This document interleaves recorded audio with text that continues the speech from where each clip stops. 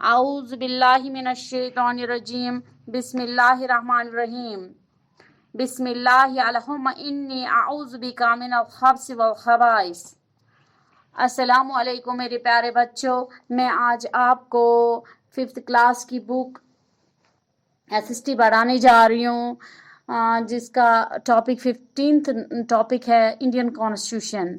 मैं आपको बताने जा रही हूँ कि कॉन्स्टिट्यूशन होता क्या है। जो इंडियन कॉन्स्टिट्यूशन है इसको आईन हिंद कहते हैं। तो ये एक किताब है जिस पे सारे कानून लिखे होते हैं, इसी के हिसाब से हमें चलना पड़ता है। Every independent nation is governed by a set of laws. These are written documents stating a system for governance and powers and duties of the people. These laws form the constitution of a country. The citizens of a country are expected to follow them. हर एक independent nation जो होता है, जो आज़ाद कौमें होती है, इनको इनके हर एक कंट्री के अपने अपने लॉज होते हैं। इसी तरह से जो हमारा इंडिया है इसके भी लॉज है, वो रिटन लॉज है, तो हम लोगों को इसी पे चलना होता है। इनको कॉन्स्टिट्यूशन ऑफ ए कंट्री, ये कॉन्स्टिट्यूशन आईन होता है जो लिखा होता है एक किताब पे, तो लोगों को इसी के हिसाब से चलना होता है, इन्हीं लॉज पे चलना होता है। Constitution of India lays down a set of rules according to which the government functions. तो गवर्नमेंट भी इसी के हिसाब से चलती है। It was formed by a committee of 8 members headed by doctor B.R. Ambedkar. ये 5 या 8 लोगों की मेंबर टीम ने बनाई हुई है, तो इसका जो हेड था वो था doctor B.R. Ambedkar. It was posted on November 26, 1948 में ये पास किया गया and came into effect on January 26, 1950 से इसको लागू किया गया। Since then, we celebrate 26th January as the Republic Day. इसीलिए हम 26 जनवरी को हम रिपब्लिक डे मनाते हैं, आज़ादी का दिन। The Indian Constitution is the largest written constitution in the world, is written in English and has been translated into Hindi also. जैसा कि हम जानते हैं ये हिंदी में भी लिखा हुआ है, इंग्लिश में भी लिखा हुआ है। It guarantees certain rights to the people and assures justice, equality and liberty to the citizens.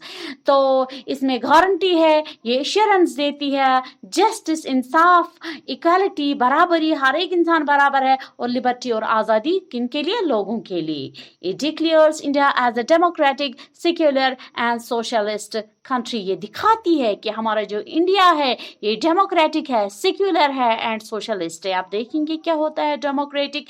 Democratic means people have the right to choose their own government. तो डेमोक्रेटिक इसलिए है कि हमें इख्तियार दिया गया है, लोगों को इख्तियार दिया गया है, वो खुद चुनते हैं अपनी गवर्नमेंट को, वो खुद चुनते हैं, वो खुद वोट कास्ट करते हैं, हमें किसको चुनना है, हम किसको वोट डालें। Secular means that the people of the country have the right to follow the religion. Secular means कि हाँ, कोई भी इंसान कोई भी रिलीजन अडेप्ट कर सकता है, उसको सेक्युलर कहते हैं।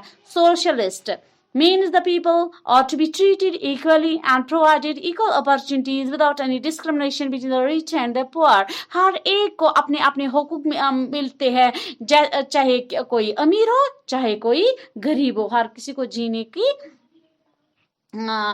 हर कोई अपनी तरीके से जी सकता है।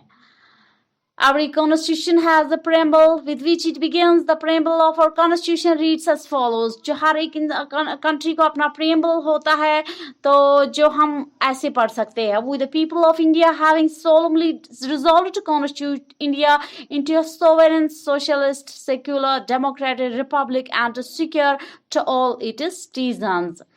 तो हम ये बोलते हैं कि बोलते हैं कि हमारा जो ये इंडिया है वो सेक्युलर है, डेमोक्रेटिक है, लिबर्टी है, यहाँ पे हर एक सिटीजन के लिए। जस्टिस पहला है।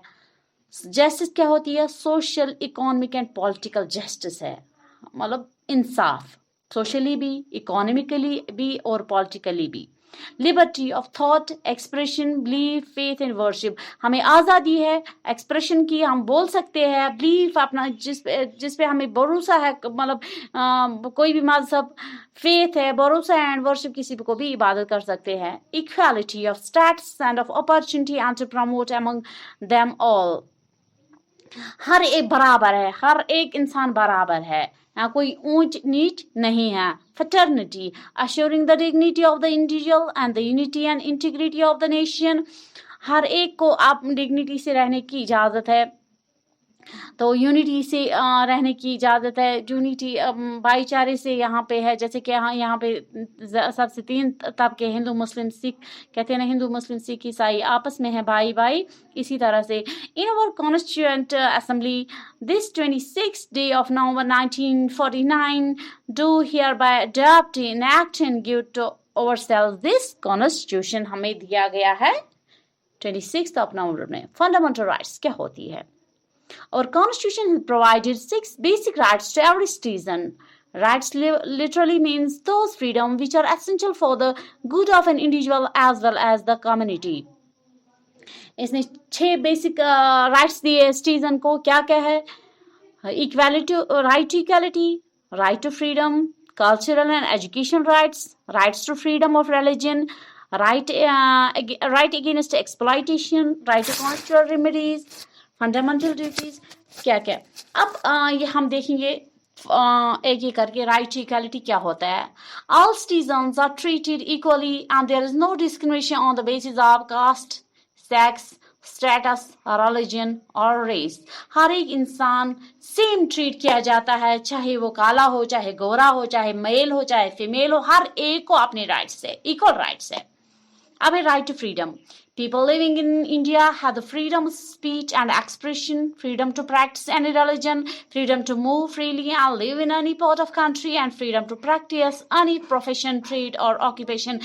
तो ये कुछ भी कर सकता है, ये जैसे इसकी मर्जी है, ये क्या करेगा, ये कैसे अपना ऑक्यूपेशन क्या करेगा. फ्रीडम है, जो भी काम ये करेगा. रिलीजन कुछ भी ये फ्री है.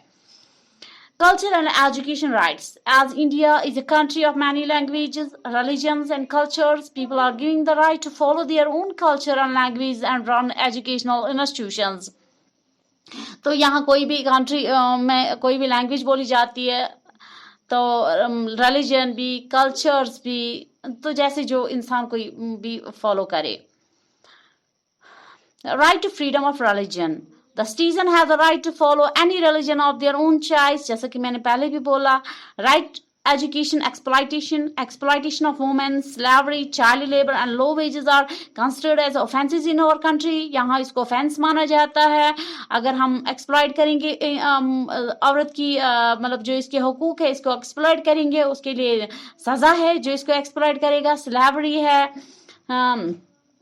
तो गुलामी, चाइल्ड लेबर है, इसके लिए लो वेजेस किसी को दिए जाते हैं, इसके लिए कानून है बाज़ाब्ता. Right to constitutional remedies. This allow Indian citizen to fight for their rights. यहाँ पे हमें हक बनता है हम अपने राइट्स के लिए लड़ें. कोर्ट हमारे लिए अवेलेबल है. और एक है फंडामेंटल ड्यूटीज. क्या होती है? The fundamental rights have been provided to the citizens by the constitution along with some fundamental duties. These should be performed by every citizen of the India. Such duties are mentioned below. क्या क्या duties है? Fundamental duties क्या क्या है? अहम जिम्मेदारी हमारी. Every Indian citizen must follow the ideals given by the Constitution. हर एक इंसान को वो आइडियल्स फॉलो करने हैं जो हमारे कॉन्स्टिट्यूशन में लिखी है.